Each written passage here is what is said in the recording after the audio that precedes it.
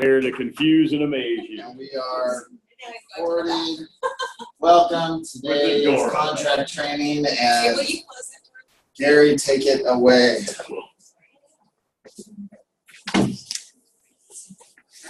Welcome to school. Teach me some school.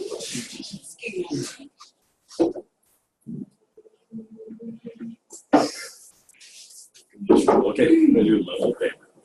So we got a cheat sheet here. I guess you guys got the cheat sheet. What we the email about what we were going to do today, and I apologize to Kristen and Bob and everybody for going, hey, I forgot to tell you what I was going to do today. It didn't exactly match this, but their list went out, so I'll just do their list. Pretty much, except I'm going to do the listing. As well. Gary, from here on out, if you want to make changes, just let Kristen know. Yeah, I talked to her yesterday. I said, I'll make sure you got it a month in advance instead of Tuesday at 5. Go, oh, hey, wait. Yeah, we totally did, yeah. Without you. How did that happen? And I retract myself. So what are we going over today? All right, so we're gonna talk about the listing agreement, but on your list we got the probate purchase agreement, the BP, the TP, the RR, the RRRR, and the REO advisory. Is there an REO out there? Did someone find one? Or, I wrote a notice of default. I mean, it was like inches from REO, like 2 months. I think listing agreement is a good one to go over because we're covering listing. So yeah, we'll just start presentation the next 2 weeks. Might as well go over listing. Yeah, listing agreement. I promised I wouldn't use the term temple lady. Yeah, I went to dinner today, but I had to be in more of a Said I wasn't going to say it. Right. So we're just going to talk about the residential listing agreement, and in fact, the way the listing agreements are now, they took some of them away. We used to have like half a dozen or 10 of them, and we're down to maybe a half a dozen. And they have advisories that attach with it. We don't have a manufactured home listing agreement anymore. We just use residential listing and attach an advisory. There's no trust listing agreement anymore. You just attach an advisory. I think there's still a probate listing agreement, but I can't remember. Some of them they got rid of. But so for a little review, the residential listing agreement is a contract. Yes or no? Not yes or yes. Yes. Between who? Broker and the owner. Broker and the seller. And it's an employment contract is what it is. And it says actually in the recital it says hereby employees. So it's your employment contract. Now why do we need a written employment contract for listings? And we don't necessarily need one for buyers, even though it's a whole other discussion. It's probably a good idea. Anybody? Seems like just so nobody comes up and goes, now I'm selling their home. Right, yeah, create an agency relationship, yeah, all that kind of stuff. Yeah, make that bond. Is it just like the duties that you have to the seller as being employed by them? Yeah, it's set, the terms of the contract set that out. The main reason is an agreement to pay commission is unenforceable unless it's in writing for the statute of frauds. So if somebody says, you know, I'll pay you to sell this house, they don't have to. Until you get them to sign something that says, I'll pay you this much when that happens. A promise for a promise is a contract, and the employment contract for listed houses is critical because that's the only way you can push them on the commission. Hopefully you never have to do that. But the contract is what. If you have a contract, I'll do it every day. Just so you know, the brokers will do it every day if you have a contract. Yeah, if there's a problem, support that. yeah. It's like, hey, dude, you can't do that. And the public doesn't always know. Sometimes you need a little schooling, which is kind of, speaking of the listing presentation, part of the presentation is kind of going through the listing agreement because you're signed up. It's part of your meeting and your presentation. And seeing as how it's a contract, in California, there's a couple of forms that need to go with it. Whenever a principal is going to sign a contract either with another principal or with an agent, there's some disclosure forms that have to go with it. And lucky for us, they pull up automatically, just like they do with the RPA now. Does anybody know what those might be? right there. Yeah, your hint is, Reviews. I have. there it is, right, and the PRBS, right? And the PRBS is not legally required, but it's now contractually required, so that's why they stuck it in there. The PRBS, basically, almost the entire PRBS is actually within the listing agreement. So I think they just made an executive decision and said, instead of remembering when we have to do it, we'll just do the PRBS. The PRBS is the Coming right up. Possible representation of more than one buyer or seller, disclosure and consent.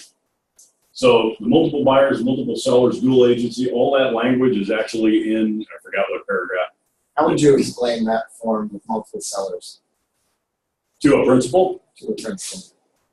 because of the phone call I got one time. So we had so this form is to help the principal understand that I have more than one seller. And having more than one seller, I'll be advertising more than one house. And it might be the house next door to you. And I might get a call on your house, only that's not the right house for them. The house next door, you're a two-story, they're a single, the house next door is perfect for them. You have to understand, and this form says you understand that and agree to it, that it's okay for me to take a call from your house and sell them the right house. If it's a seller I represent, you understand that if I get a call on your house and it's not the right house, they're going to go buy something else anyway, right? So this is to help you understand that when I represent you, I can represent other people, give them the same services, so to speak, and that you're okay with it. And the same with the buyers. It's like, it's dangerous to do, but I could write 3 offers on the same house for 3 different people. You understand per the education and instruction in this form that could happen. Right? So does that make sense? You always want to nod and they nod. It's just like that. Yeah, it's like Tom Perry. I am the agent, you would I. Bruce Lee. Dual agency is described and in fact disclosed in this form. Dual agency is not disclosed in the AD. The agency disclosure, the disclosure regarding agency relationships, the previous form, talks about here's 3 kinds of agents and that's kind of what they are. We haven't disclosed that we're going to do one. We haven't picked one. None of that has happened yet. None of that happens, in fact, until you get into contract. We're about to get into contract here with the seller. So the dual agency is, we probably pretty much beat that to death. But dual agency, I think, is critical for sellers to understand because that's when it happens, right? More often than not. When you take a listing, that moment you have the opportunity, I guess, or the circumstances are set to where you could become a dual agent, wherein your company represents the seller and your company represents the buyer. And everybody understands that, right? The dual agency, the agent is the broker. The agents are agents of the broker. So the principal in this contract is the seller, Mr. and Mrs. Seller, wherever they're at, and Hubbell Real Estate Group. That's who's in this. You're just representing Hubbell Real Estate Group as they sign a contract, as it signs a contract to represent the seller. So that way, if Hubbell Real Estate Group represents a buyer, that's dual agency. You ever had a seller that didn't want to agree to that? They didn't want the brokerage to represent? All the time. Yeah, if you got an attorney in the deal, you're going to have to hope you got the right attorney. Diocese of Monterey, those guys are all, no one can serve 2 masters. So they wouldn't just sign this form. You'd have to do some type of addendum excluding that, or Can you? don't they, when they sign this form, agree to all those? Yeah, make a long story short, yeah. That's where in disclosure and consent is in this form. And dual agency is not legal in California without disclosure and consent. So if you don't have disclosure and consent, you can't be a dual agent. Now the listing contract has disclosure and consent in it for that reason, that as soon as you take a listing and take a phone call from a buyer, you're straddling that dual agency fence all the time. But I think that's a good point. They don't have to. It has to be disclosed, and then they have to consent. If you don't get consent, then So if they don't sign this, then you can't. But it is in the contract. It is in the, Is it one of those that if it's not signed, it doesn't? it's excluded, like it doesn't apply? Can I interject? Yeah, I think so. I think that's a good point. Yeah. Yeah, I would you handle don't, it you don't this have way. agreement on this form. It's not. I tell your clients, sign this. When I bring you an offer, the very first thing I have to do is disclose my agency relationship. At that moment in time, you can choose whether you want me to present this offer or I'm not going to be able to represent this buyer. And I won't move forward at that point when I present the offer. Is that correct? Yeah, I'd say that's good. And there is a form, like you're saying. You want me to present this? This is my offer. You understand it's a dual. Do you want me to present it? Yes or no? No, I do not. That's rejection. It might be okay with someone else in your agency. All And Yeah, that's it's why still dual I- agency. It's still dual agent, but you could say, I will not represent, I want to have someone else. So what's bothering you about dual agency is that I personally will have both sides, or that someone in my company will have both sides. And they might say, oh, if somebody else does it, then that's okay. All right, no problem. Yeah, I've had it before. Kay was that way. Kay wouldn't let me do both ends of the deal until she found out the deal was falling apart. She was get in there and fix that. I said, you gotta let me be a dual agent. Oh my God, whatever, shut up. Hey, look at my sellers. I know, it's like, So you should never have an issue with them signing this part of it. You might have an issue with them signing an offer. And that's when So the kind of pose issue it that way, like, look, sign this, this makes all the offers coming to you, I can present them. I can present them, If you don't you can want, make a decision. if you don't want one of these because I may represent the buyer and the seller, then exclude it at that, like cross that bridge when we Yes. get there kind of thing. Yes. Yeah, I think that's a good idea because there's so much other junk in that form. There's the multiple buyers, multiple sellers. There's confidentiality of offers. The last paragraph down there is one that says, hey, everybody understands that people can shop your offer all over town unless the seller says, no, I don't want to. So read that paragraph. It's all in English. And it's an important paragraph because sometimes, two things about that, I guess. Sometimes people aren't paying attention or don't get it or don't understand it. And the principals don't because it's very, I think, foreign to them that you would shop their offer. You know, the buyer's like, so nobody gets to know what my offer is, right? And it's kind of a strategy. I guess I never tell anybody because if you tell anybody what the offer is, the next offer is like $1 more. Yeah. So it's like make them worry, let them know. Works better.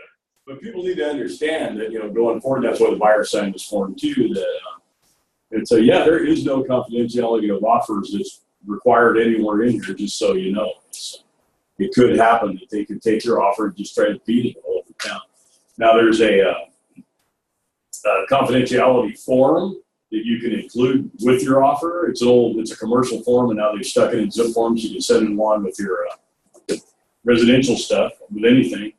But it doesn't mean anything unless the other side signs it. Right? It's just like, hey, I'm proposing a non-confidentiality. Well, thank you. I'm not taking your offer. And yeah, don't tell the other people because they think it does. Right? I can't say anything and send me a confidentiality thing, non-disclosure. What if the broker signs but not the parties, just the other agent signs? Can I hold that agent liable that she has agreed to not discuss my offer? Not the party. I think it's part of the contract. We said, I'd have to go back and read it now. It's part of the contract. We're not parties to the contract. I don't know. But some of our agents have said before, prior to sending their Yep. offer, You got to get it signed. get it executed, and then attach it to the offer. Yep. That would be That's fine. That's how you do it. That's That's how, yeah, there's no sense sending it with the offer, though. And in case you think it's a good idea, don't tell anybody what that says. They didn't get into that. Those guys play above the rim. That happens all the time. You get a high dollar stuff. They're like, shh. So just so you know, I have no control over that. Mr. and Mrs. Buyer, Mr. and Mrs. Pitt, whatever you are.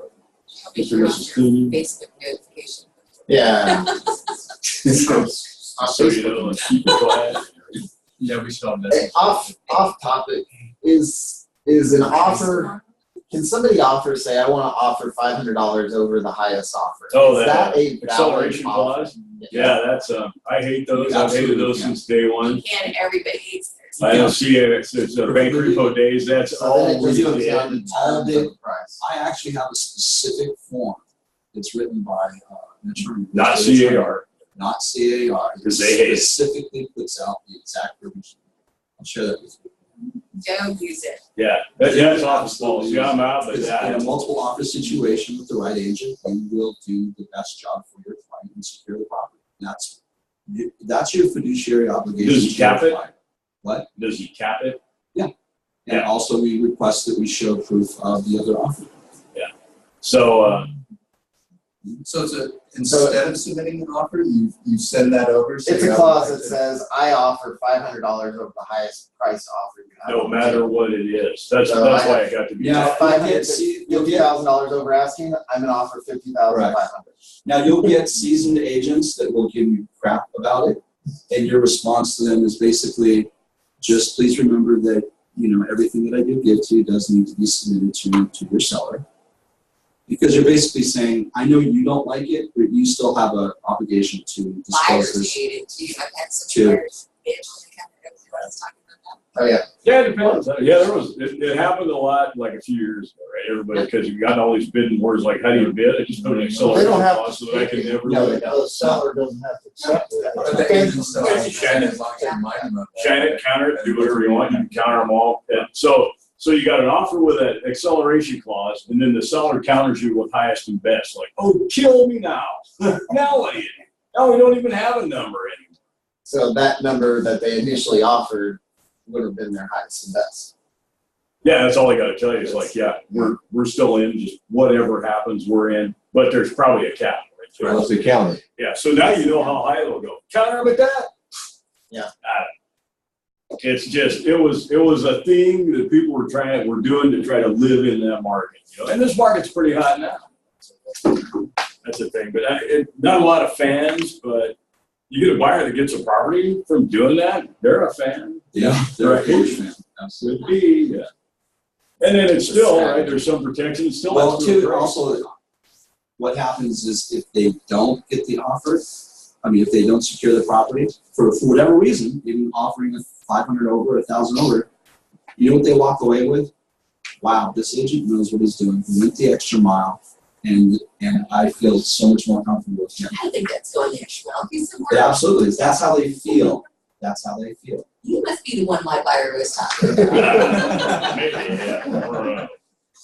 Or, that's your problem. That covers your question. It's your question and your problem. Okay. So, hey, do whatever you want. So on a listing, you're taking this form. Everybody should be having listing agreements in their car at all times. Blank listing agreements in your car, in your trunk, in your box, just in case. You should go to David's car. See what he's. Mine's in my briefcase. So I got a handful of them. Anyway, sorry. That's a good idea. It used to be, they were, That's good and bad. Just make sure you have the latest one. True. At the end of the day, a contract's a contract. Don't get caught without having your contract ready. That's the point. The purchase contract's kind of long now, but when back when it was 4 pages, everybody packed a stack of them around with it. And we wrote them on the hoods of cars all the time because the market was that hot back in like 88, 89. You okay, so you like it? Okay, enough to buy it? Okay, sit down. We had like 10 minutes. And there was no internet, and it was still a mad rush. Okay. Those were the days. Dinosaur room that So back to the date prepared up there. Just like all the other date preparers we looked at. About the time you start writing on this, you can put a date in there. Or you can wait until you get ready to print it and sign it or send it or whatever. Date prepared is nothing more than a reference date going forward. It doesn't indicate the start of the listing period or anything. And that blank line above George and Amal, or whatever her name is, it actually accommodates more sellers now. That always used to be a problem. So if you have 4 sellers, it'll actually pop 2 of them in that line up there. if let's say the sellers, like my situation, it's a trust, right? But there's 2 trusts, 4 sellers in total. You would put the 4 trustees, right? The 4 actual people representing those trusts, not the trusts themselves, right? And That's what I would put. Yeah, the RCSD allows us to do that. It used to be you'd have to put all 4 of them and their titles and the name of the trust. Like Joe Blow, trustee of the Joe Blow Trust, dated so-and-so. Jane Blow, trustee of Joe, that. So thank God for the RCSD, which eliminated all that crap. And actually checked the box and pulled it in because we've spent years trying to figure out the RCSD. So got a good question, and we'll get there. But yeah, it's just easier going forward with just names instead of titles this long. And RCSD also accommodates, probably should save it, but anyway, Any kind of an entity like that, like an LLC, corporation. I have a venture capitalist guy that's like DM Limited or something. So his name's Ron. So it just says Ron everywhere, but I have an RCSD that says that Ron's the president or something of this corporation. So RCSD takes care of all that work. All you need is the names. And we look at that after a while. You'll have all kinds of sellers that kind of want to help you with this. They have all kinds of advice on how listings work and all that stuff. And you're new, what do you know? That's like one of the most important things in a listing contract is the end date. The beginning date is really, really important, and end date is too. Time is of the essence in this contract, and it's I can't remember where it falls. I don't think it's invalid. I think it's voidable without an end date. An end date's like a really bad thing not to have on your listing contract. And the MLS is going to have a hard time with no expiration date. So that's your expiration date. So the thing to watch out for as you get, because it happens, as we get toward the end of the year, if you guys are taking in general 6-month listings, which was kind of the norm for years and years, 6 months from now is February 2018. So you got to watch it.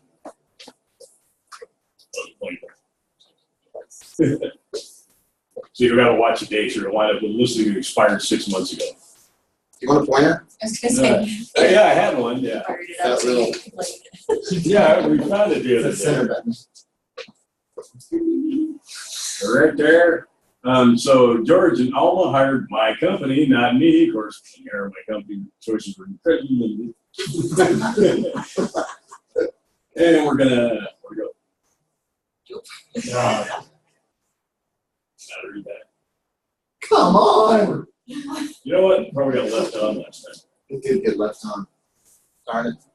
Well, it was cool while it lasted. Like battery. So I'll just point here. It doesn't. $25 in glasses. Where does that work? Where does that work? There's a software we're in that works. That's some software in Zip Forms where you can have a meeting that works. You do stuff on your screen, it shows up on the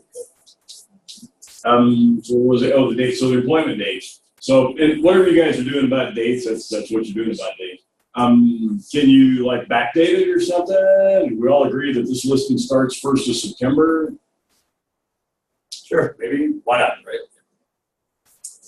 And then they sign it now, so they're signing a contract that says we have a contract, but the exposure, the marketing, and the actual listing agreement doesn't start till September. There's arguments about that. I think it's a contract. Probably should ask how. In this brokerage, we're using the card form for the SELN if we're going to do that. Oh, to hold it up. So you're not going to backdate the contract. You're going to put the date that you take it, date that it ends, and then you're going to bring an addendum in that talks about how you're going to market it. And Yeah, that's the way to do it. Yeah, get the listing signed, you have no question, get everybody squared away, and you just tell them we're going to keep it off the market or whatever the plan is for X amount of days. The CRMLS form, whereby you can make the MLS counterweight, you can't do it with the SCLM. It doesn't have The matrix provision form, in we there already to make did it. that. Or The matrix form, no. Yeah. Everybody, We can talk about it again. wiggle your finger again. Did you point at the There might be entire some room? people here that didn't. That's right, that's right. You did? Okay. Anyway, so yeah, if you're gonna hold it off, you don't want the MLS clock to start, use the matrix. what is our guideline as far as how long does it? Do you have to, if you take the listing, how soon do you have to have it in the MLS? I don't think, to me, it's like whenever they're ready, I turned in those SCLMs for years Without an until SCLM. further notice. 2 days. Sorry. Without an Oh, SCLM, sorry, 2 days. hours. You have Yeah, 48 hours. If there aren't any hours, it's all days, because we found out there's no possible way we know what time you took this listing. Got Because it's a contract, right? So you don't have a listing until the seller signs it and you get it back. And we don't use the That's fine. SCLM, we use the matrix exclusion form. That's what we're using here. If you don't get that, this has to go in the MLS in 48 hours. If 2 you days. get it, 2 days. it's whatever you agree. I think it's 11:59 on the second day. Yeah. I think as long as it's that day. Yep. Is it 1 or 2 days to get that form to matrix? 2 days, you gotta have the I'm listing gonna in say and the have broker it on policy is 24 hours. I would say. there. No reason to wait. It's your job to put it into matrix. So you go to matrix and there's a little spot down the bottom right and it says exclusion, and you gotta fill that in and upload your form. So the moment you get the listing, you're coming back to the office and uploading that form. Has anybody not seen That is the form. Then, like David was saying, there's like a questionnaire almost, and like say a fill in the blanks thing on the website that you have to do along. But you have to do it regardless if whether you use the SCLM or this one, and then you tell them which form you're attaching, and you gotta get that form signed. A good practice is just getting this form signed on every single listing, because typically your marketing takes longer than 48 hours to get in place. The photographer out there, all of that. So you're never going to hit that 2-day mark unless you do a bad job. You know, and that's not what we're getting hired to do. Because ultimately it takes a good 5 days to get the photographer and people out. So you might as well get this form signed, come back to the office and get it up to the MLS, even if you're holding it off for 4 days. Get it signed. Make sense? It seems like a pretty simple form. Yep. And this will allow you to keep the days on market to 0 when you are ready to put it on the MLS. Yeah, that's what I do. That's part of my listing package. Part of the listing Just package. Signed it. Back when it was the SCLM, just signed it. Because now, the heat's off a little bit. If the photographer says, I got a flat tire, it's like, you're not uploading it with one picture and shutting it. Cool. Right. So did Stacy talk about how important the deed was, like when you're going to take a listing, like who owns it? What are their names actually? Are they still alive? Like, do you really know what's going on here? The other thing that's pretty important is the legal description and stuff. The address and all that stuff, right? We're only in paragraph 1. Paragraph 1, it says who's selling it, what are they selling? So you got your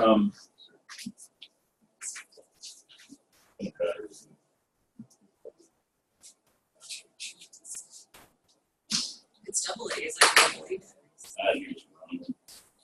I think you're dead. Yeah, but you should know. So Yeah, there's a mouse. yeah, we could. Yeah. Can you see that? Okay. Probably. Yeah. Okay, cool.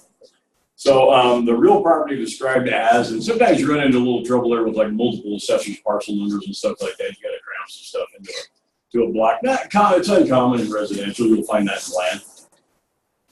So basically, the address, and it's funny, situated in the city, like you're doing stuff out in the boondocks. There's no city, but just go with the zip code. Like if it's up on the mesa, there's no city.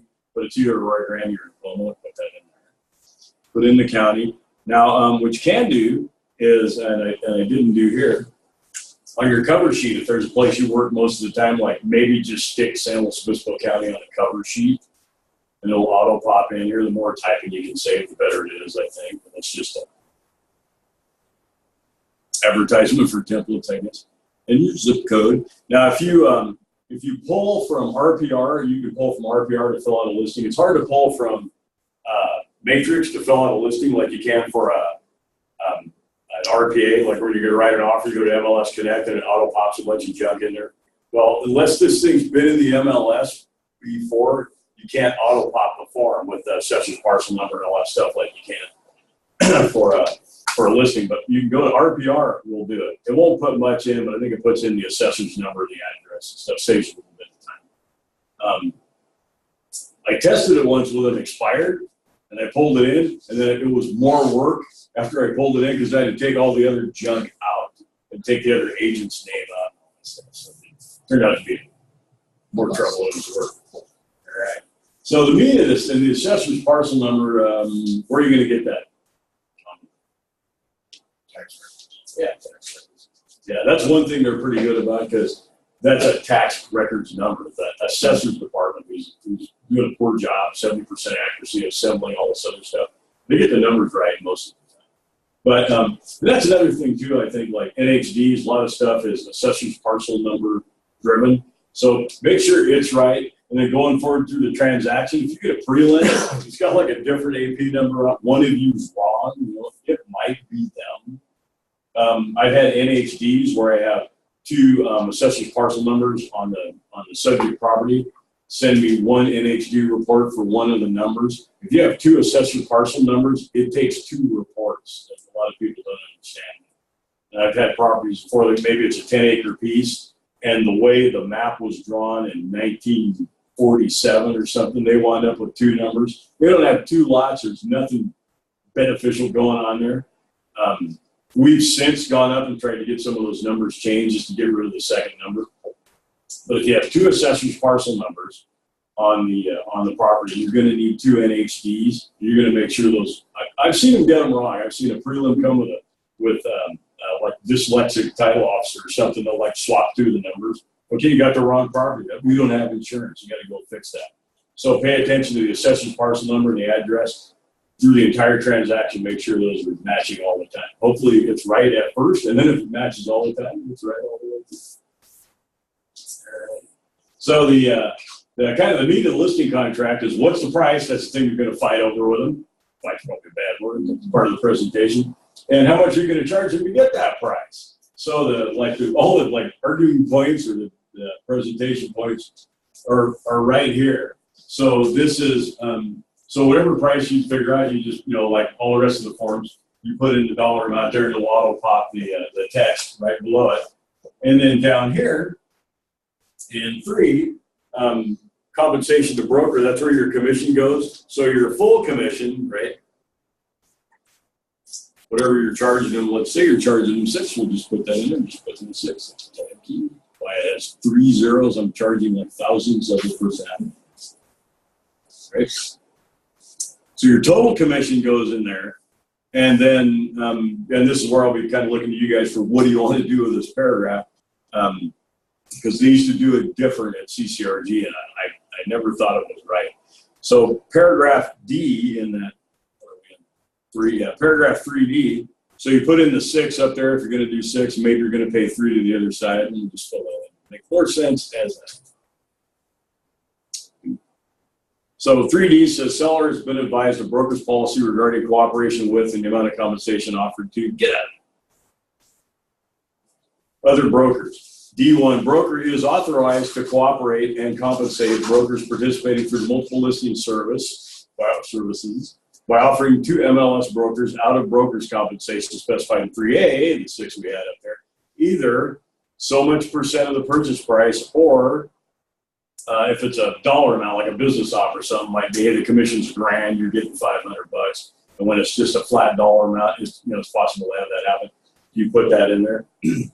So I've been told that in the RLA, I don't see how it works. I've been told you can leave 3D1 blank and do whatever you want. To me, if you leave that blank, you are now not authorized to cooperate or compensate other agents in the MLS. This broker is hereby is authorized to do this way. So I'm hoping that eventually the RLA, because that's a good bit of flexibility to have, I think. And the other listing contracts don't have that in there. They just say per broker's policy. The seller has no idea whether you're doing 3.5 and 2.5, 4 and 2, 6 and 1, 1 and 6, 1 and 8, whatever it is. You explain it to them like, here's how the commission works. Here's what we do. And we may or may not modify the compensation we're paying to the other side, and going forward. So if On that note, at Hubbell Banker, they were extremely strict about making sure that was not the case, because you're not fully explaining to the client that you're having this ambiguous broker's definition, because the seller is trusting you in the brokerage, and if you put 3% in, you are technically speaking probably a little bit more likely to light a little bit of fire under someone's butt to get out there and show the property than putting in at 2%. There are quite a few agents that do that, and it's really kind of frowned upon. Now, if you do want to do that, you should just have the discussion with the seller. I'm a 3% agent. How much do you want to offer to the other buying agent? 2.5? Okay, you've had that conversation. But to have this ambiguous, yeah, and that's it. I'm glad to follow that line of thinking. I think there has to be something there, and when there has to be something there, you can't change that. now Or if just it's not not, change, or just make our policy in this office. Split it. Well, it doesn't have to be split. Just like you said, if they're 5.5%, you take 3, and the buyer's broker takes 2.5. That would reflect 2.5. But that should always be filled out. Well, Okay, yeah, right. no. I agree. If you're not planning on going on the MLS, and if the client doesn't want to go on the MLS, then why are you having that conversation that are you hiring a buyer's agent? If they don't want to hire a buyer's agent, it's not mandatory, but that conversation needs to be had with the seller. So it's the same concept of you're explaining to them, you want to offer 3%, 2.5. I don't want to offer anything. I want you to get your own buyer, and you're going to do this whole transaction for 3% total. Then I make sure that I clarify that 3D1 is not filled out and that you are not hiring this and you are excluding from the MLS. And I'm going to have so many CYAs of the downside of not hiring a buyer's agent. But at the end of the day, that's a seller choice. So if they don't fill that in, we can't put it on the You're not MLS. authorized to go in the MLS as far as I'm concerned. We're not authorized to go on the MLS because we're not compensated. But you have to go in the MLS unless you have the paperwork to keep you out. You gotta have the SELN or the That's such a CRLS. isolated I see. case. So Very, generally that's going to be filled out. 99. More often than not, you're going in the MLS, doing a full service, yada, yada, yada. You know, the common question we get from sellers is, you said 6%. Why am I paying 9%? 6.3. Yeah, I love that one because they're like relieved to hear, no, I'm paying them. No problem. Oh. Yeah, I love that one instead of the guy that's going, well, 6, like, it's like, Do not put 3 at the top. It means that you're going to do a Giving away transaction for everything, free. yeah. yeah, 3 at the top and 3 at the bottom. Yeah, you're going to hear from your broker. Like, does everybody know that a broker can, just because you showed up and they don't like the way you look Monday, rescind that contract? The broker has 5 days to rescind your listing. If you've gone out and represented a broker that muffed it, so just do it right. And that's the broker protection. We're like, oh man, I got the numbers backwards. We're 3 in-house and 6 to the cooperating agents. we better all go get some part-time cops. That arts and crafts thing better go good, man. Is that why we're having the fundraiser? Because there's hope. We're going to get some money to pay the other guys. Everybody laughs. It's not funny, right? It's not that funny. I'll tell you, that happens. What an accidental segue. That happens in probate. So you have to make sure when you take a probate listing when you go in the MLS and stuff, you have compensation is paid only to the agent of the successful bidder. Because if somebody produces a ready, willing, and able buyer, triggers the court hearing and all that stuff, they've got a pretty darn good argument without that language that CAR gave us 30 years ago on the commission. I've seen guys pay 2 commissions before. Damn it. from the guy that the agent did everything he could to do the deal, and then his buyer got overbid in court. Last time I saw that happen, it was like a $4 million deal. Now our PAs and all of our probate addendums and advisories, that covers us. Even if we didn't put it in the MLS, our contract, if we use the correct contract, there's language in the contract that protects us. Because in the purchase addendum offer, or in the offer itself, it says that the highest bid, 5% over the highest bid. Yeah, it's and yes, ... So why did I put the 3 dots there? Does anybody know where the contract that creates the buyer's commission lives? Because there is a contract that creates the selling agent's commission. And you've never filled one out, have you? You didn't know you did. You put it in the MLS, punch that button, you just filled it out. That's a contract with everybody that you offered compensation to that they're going to get 2.5 if they do it right. So that's why you got to put that stuff in the MLS. Like I said, I've seen it. That's kind of some old school thinking. I'm sure it's still that way. All right, so if the broker has 5 days to rescind the contract, it would seem in my head, because with new builders saying 2 or 3 days, I can't remember. So you wouldn't have a fully executed contract until the broker signed off. Do you have an executed contract? I'd call it voidable. It's a valid contract. You just obligated the broker, but the DRE in their infinite wisdom gave the broker a few days to get at it. Now, why they gave him 5 in this day and age, that'll probably change. In fact, where is that guy going to be? So by you putting it in the sky slope and it gets green, in SkySlope within the 5 days, that's us reviewing and being compliant with the PRE. So what if it was refused? How in that scenario? Then you go back and You have a amend really the embarrassing contract. meeting with your seller. You probably take David with you, like your Angie or whoever goes, like, what are you getting? And in there, I believe in the listing contract talks about that the broker has 5 days to review. Probably does. I got that So you have to ingrained take when it it was back to one that But page. you still have an executable contract, and it's voidable. Yeah, the broker can put a stop. It's got like a third party. Yeah, and then it's gone. Yeah, the broker has the ability to rescind it. So voidable may or may not be the right legal term, but he can make it go away. Just cancel it. Hopefully that was helpful. Okay, skipped a little bit of stuff in the middle here. What are you guys doing with 3.2, the safe harbor clause? We need to talk about that. I recommend 120, 120. Okay, so you're putting a number in there. 90. Everybody, again, it's your preference. I've seen 90, 120. And then, well, I got a number in it, so that's What is good. that, what is that clause? So yeah, let's do that. So read along with me. So we always called it the safe harbor clause, and then we had a big fight down at CAR, which we lost. It used to be. Why do I want to tell you how it used to be? Let's just talk about how it is. Never mind. Apparently, I'm still doing this. If within whatever you put in there, so 120 calendar days. So this is kind of the important part, after the end of the listing period or any extension, or B, after any cancellation of this agreement, unless otherwise agreed. So if within 120 days after your listing contract ends somehow, expires, gets canceled, something happens that interrupts stops your listing contract, your listing period. If after that, seller enters into a contract to sell, convey, lease, or otherwise transfer the property to anyone or that person's related entity who physically entered and was shown the property during the listing period or any extension by broker, or for whom broker or any cooperating broker submitted to seller a signed written offer to buy that. So we called it the safe harbor clause back in the day because they used to do that stuff. They'd go see the property with an agent, come by later and tell the seller, hey, when's your listing contract?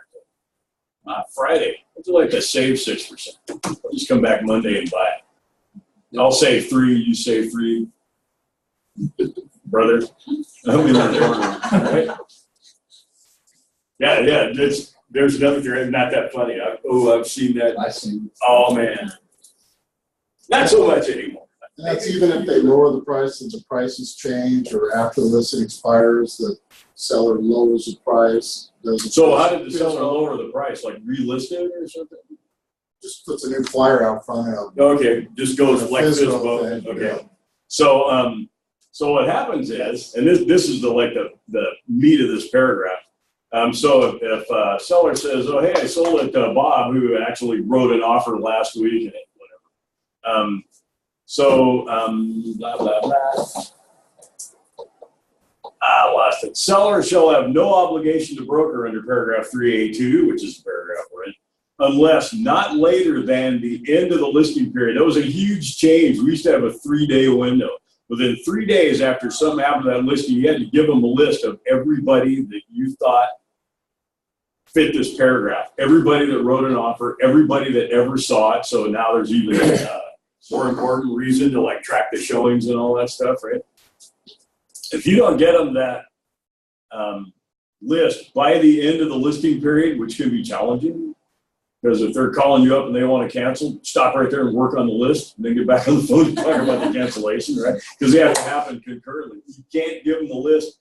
If it cancels at noon at 12:01, the list is no good anymore, right? I mean, it's no later than the end of the listing deal. So broker shall have seller shall have no obligation to broker unless broker has given seller a written notice of the names of such prospective buyers. Now, we have a form for that because, like you've seen that book, we have 10 million forms, notice of prospective buyers. That we include with the NBP, it's the NPD.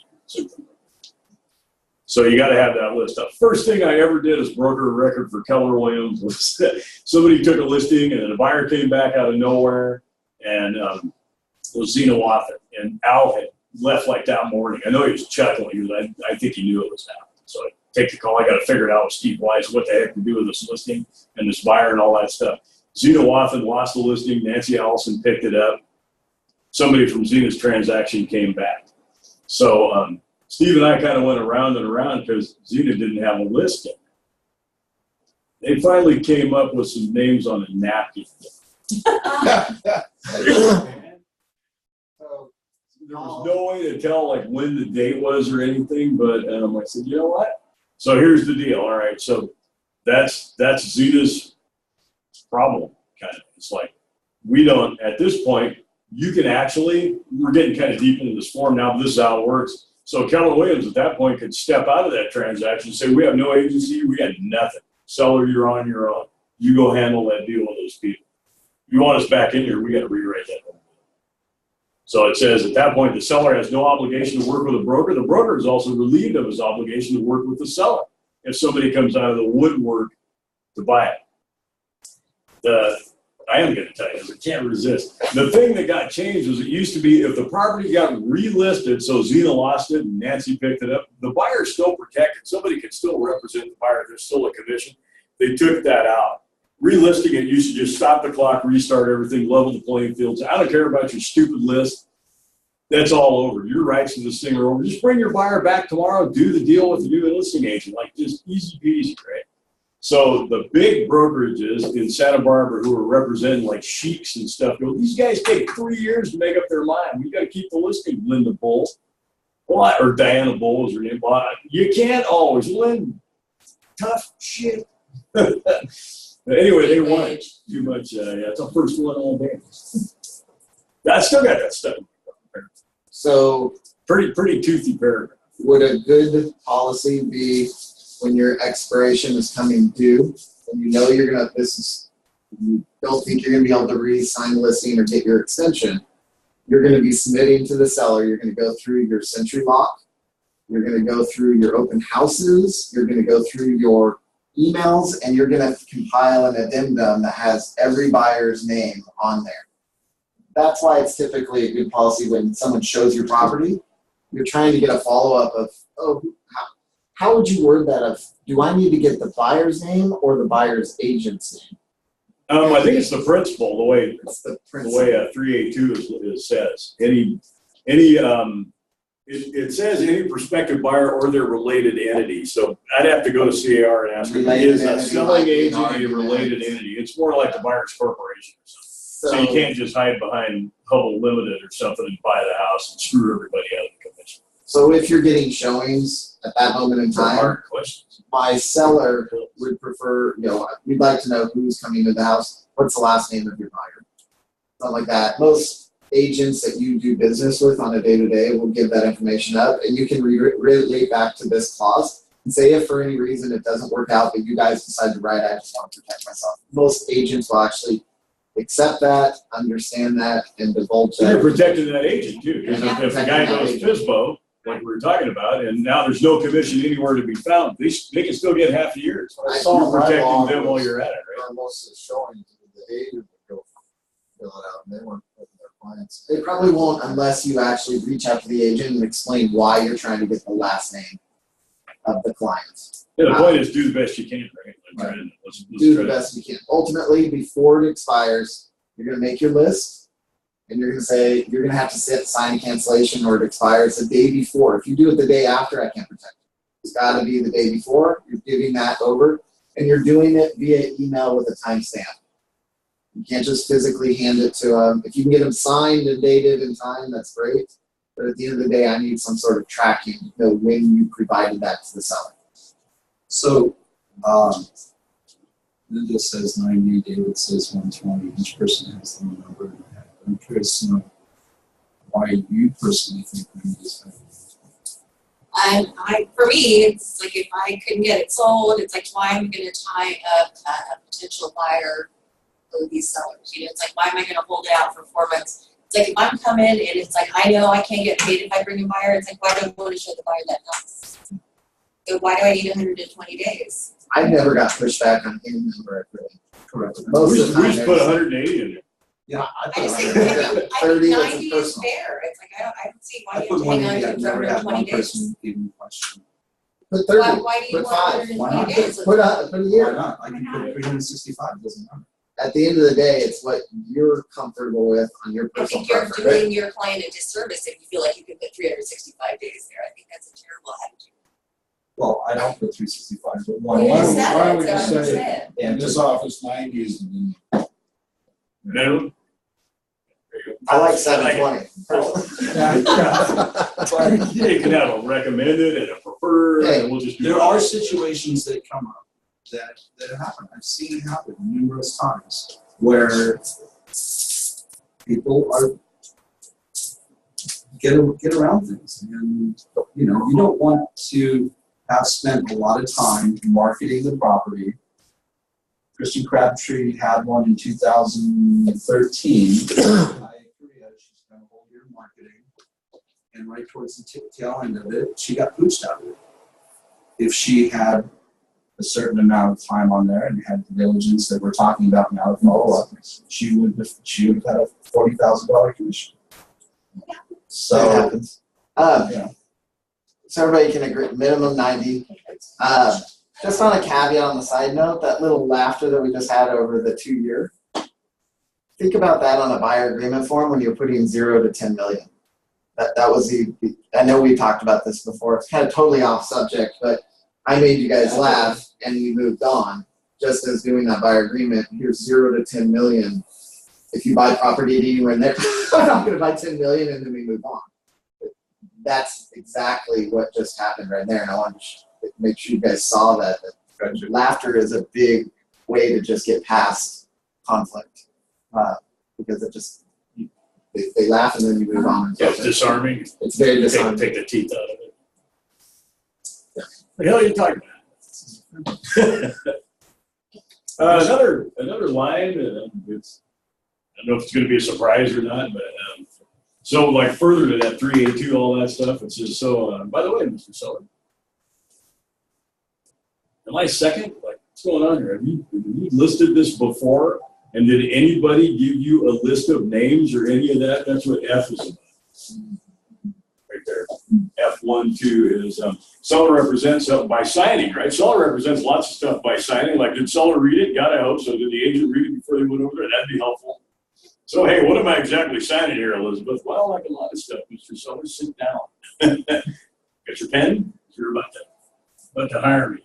We're going to set out how we're going to get together, how we're going to make this thing work. And also, we're going to talk a little bit about the history, right? So, seller represents, seller has not previously entered into a listing agreement with another broker regarding the property unless specified as follows. Or we're going to expire. It's like, wow, that just happened. Yeah, I just listed it. It says previously, so if you pick up an expired, somebody's name goes in, some agency's name goes in. So do you have to list all the names, or could it just be the list provided by a broker? Well, this right here is were you ever listed before? Who was the listing broker? That's who goes there. Be the last one, wouldn't it? Not all the names of the people that. No, the broker. No, the names of the people that saw it go here. And that would be. And that's what addendum's for. If he's got 50 names on there, I'm rethinking the whole list. You know what? I'm going to give you a couple weeks to like sort through those. I'll be back. See attachment. See addendum. Yeah, see addendum. I used to put like 3 asterisks in there, so it's like, hey, see addendum. I actually didn't know that. So F is going to be. Yeah, pay attention. Yeah, Previous everybody just broker. zooms through it, you know. So there might be in a market like this where the third agent actually gets paid. Yeah, it could be. Because the sellers get a little optimistic and it takes at least one guy to bring them back to earth sometimes. All right, all good? Little homework there is like read the entire listing agreement. Page 1, how do you like it so far? Sure. Okay, 4A is kind of like what paragraph? What's the number of the paragraph? I don't know why I think that's important. In the RPA. 4A talks about items excluded, included, blah, blah, blah.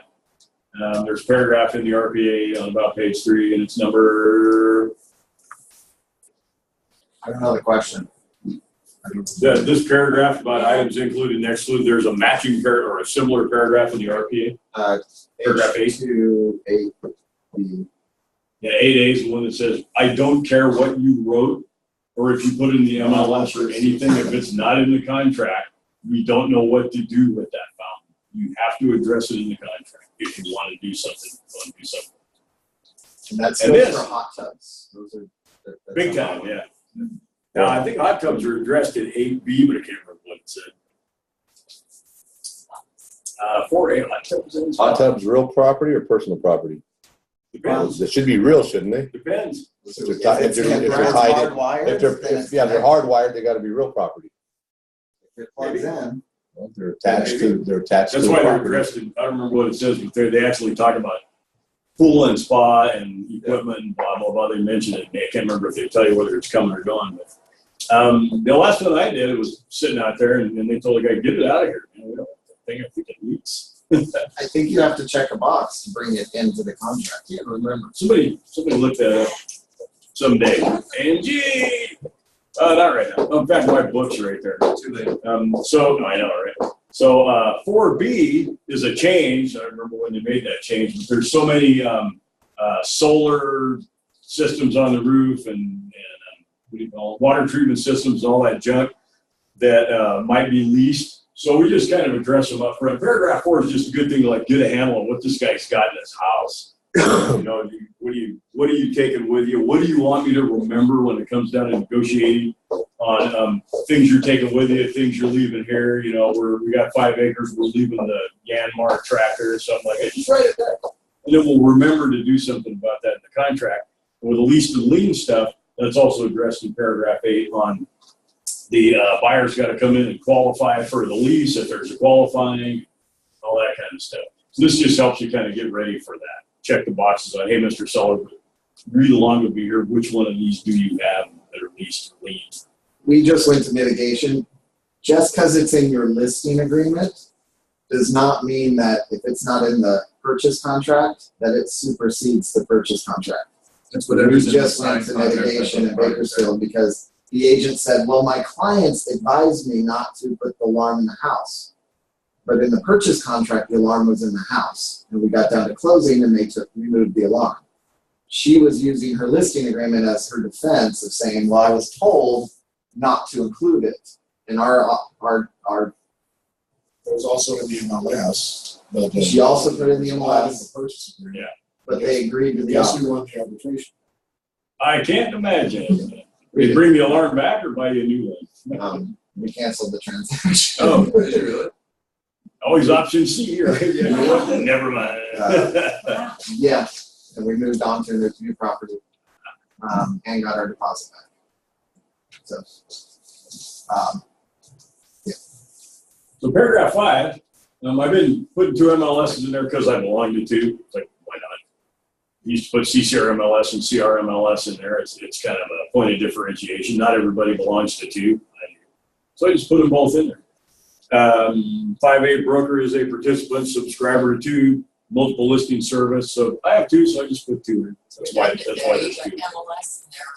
Yeah, and it's redundant, but it's I decided it was okay.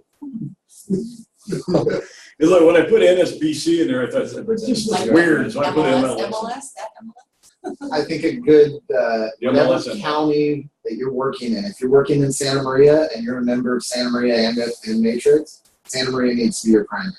If you're working in San Luis and CRMLS is our primary Just put here, them both. then it needs corporate. But you're working down in Bakersfield and you have Bakersfield. But that way, I mean, if you're getting the listing, it's like you're letting your seller know, hey, I'm in It's a both. great thing, yeah. Yeah, I think it's okay. And they're talking about the benefits of hiring a buyer's agent, exposing it to the MLS, all that stuff. I can't remember what year they put this in, 2010 maybe. They used up all of page 2. I'm trying to convince sellers that the MLS was a hot setup. So they've pretty much done that for you.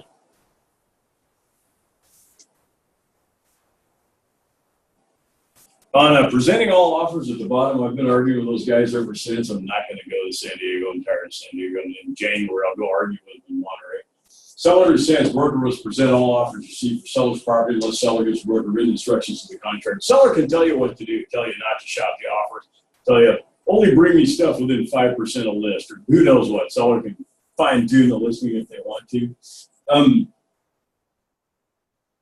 It's kind of a nuance, but you don't have to present patently frivolous offers. If the offer is just crap from start to finish, and it's just too low, you really don't. Legally, you're protected from just taking them all. But I always wondered, and that's the way the law is and the rules are, but I'm always wondering, like, who makes that distinction? Like, how frivolous is frivolous? Just patently frivolous, that's got to be pretty bad. That's only if the seller says. Well, the code of ethics and everything says patently frivolous, just tell the agent to go get a job somewhere else. But, okay, well, who makes that decision? In our brokerage, we're going to go off of whatever the seller has in writing. It's too much of an open-ended clause that I don't want to argue that all day long because it's too easy of an argument for them to come after us. So ultimately, talk to your seller. Even an email would suffice for in writing, but just get a bottom line that says don't. If he's like, don't bring me crap offers, what is a crap offer? Yeah, define that for me. Yeah, give me a Great, 10% under list price. Great. So per our conversation, 10% under list price you don't want me to bring to you, correct? That's correct, Dave. Don't bring it to me. Now we have it in writing and you can do that all day long. Yeah, per the seller's instruction, I'm not going to present that offer. Yes. Excellent.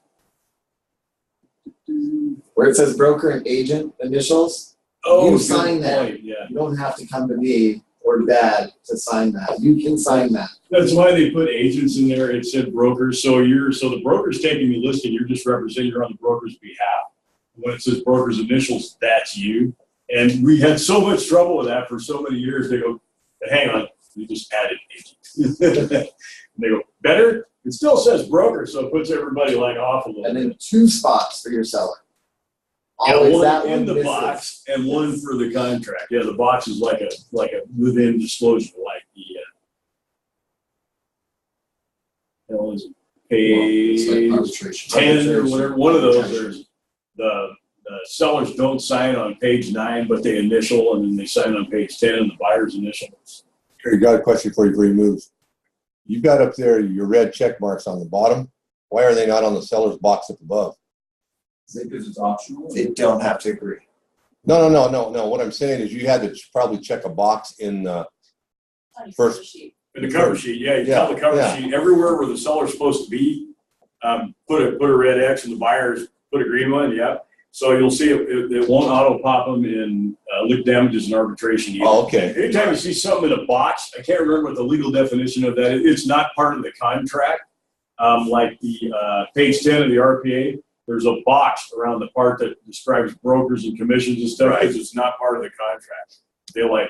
It's like some kind of, I don't know what that logic is, like an overlay. It's like, hey, this is a completely separate issue.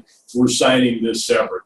I made this disclosure, this recommendation, you're hereby signing receipt.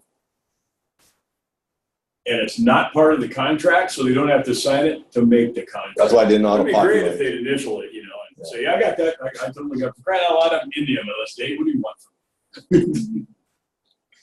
Okay, we're good enough. Good enough.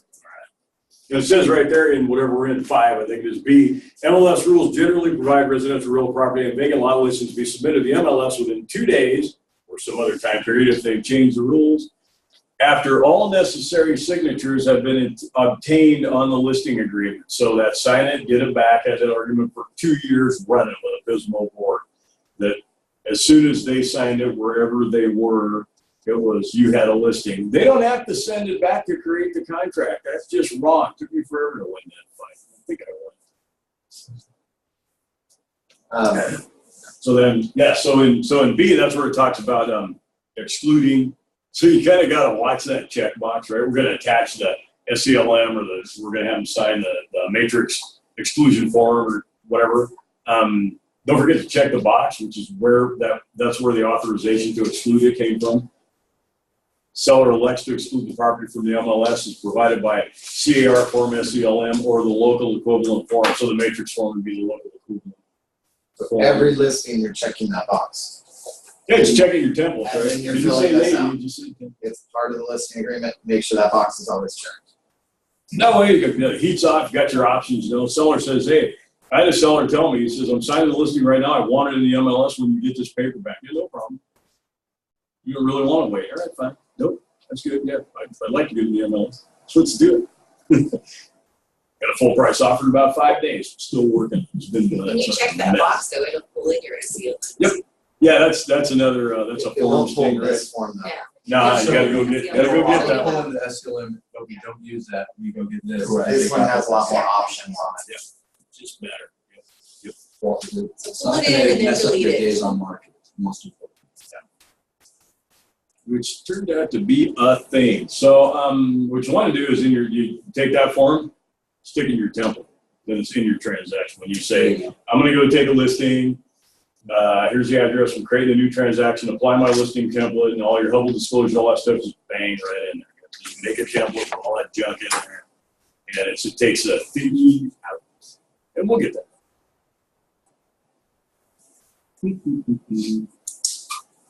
Should do a template.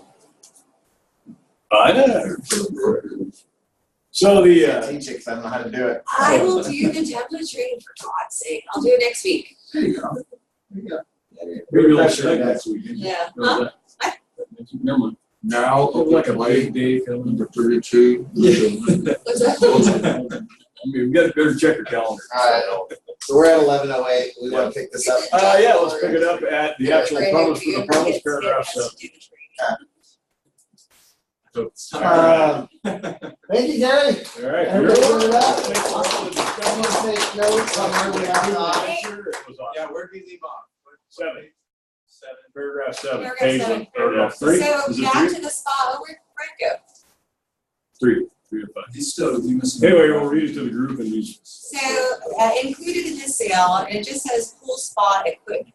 So if it's not attached to the property, then it is excluded. Now, is there a checkbox? There's no checkbox. So what paragraph are you reading? Included or excluded? 8B is included and 8C is excluded. So Where did it it's show not up? 8 months. Where So is you have to, if there's something on the property related to that, you have to address it, whether it's included or excluded. So they didn't. You have to address it, whether it's included or excluded. There's no like, oh, well, this. Well, if it's included. You get disappointed people at the end if they thought they were getting Because the even the fountain on the water left. features and fountains are included. There you go. So would you read the actual clause? Items included and excluded from sale. Note to buyer and seller, items listed as included or excluded in MLS flyers or marketing materials are not included in the purchase price or excluded from the sale unless specified in paragraph 8B or C. 8B, items included in sale except as otherwise specified or disclosed. All existing fixtures and fittings that are attached to the property, existing electrical, mechanical, lighting, plumbing, and heating fixtures, ceiling fans, fireplace inserts, gas logs and grates, solar power systems, built-in appliances, window and door screens, awnings, shutters, window coverings, attached floor coverings, television antennas, satellite dishes, air coolers, conditioners, pool spa equipment, garage door openers, remote controls, mailbox, in-ground landscaping, trees, shrubs, water features and fountains, water softeners, water purifiers, security systems, alarms, and the following is checked, and that's where you do your stove, washer, dryer, refrigerator. So if I skip down to items excluded from sale, unless otherwise specified, the following items are excluded from sale. Audio and video components such as flat screen TVs, speakers, and other items.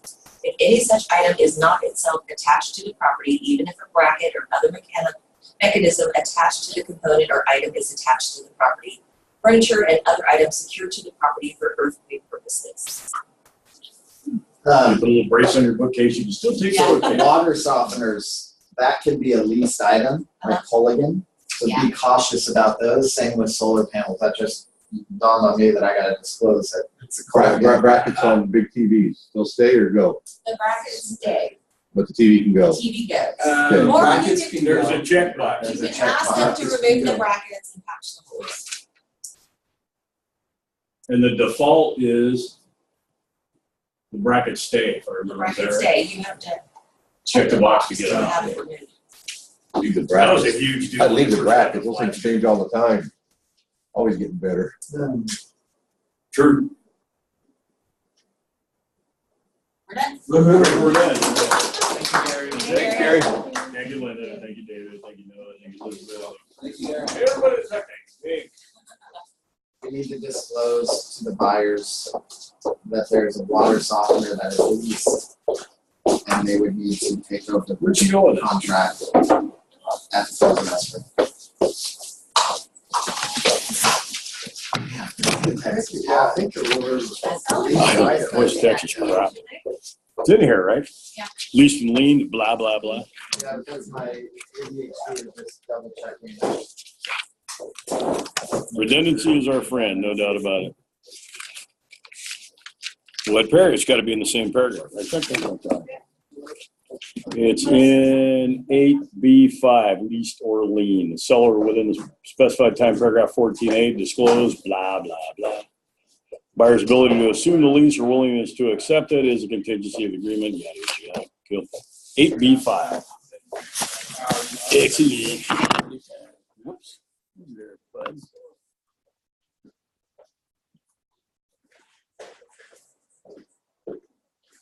Okay. Now what do I do? Kill it Yeah, you're fine, yeah.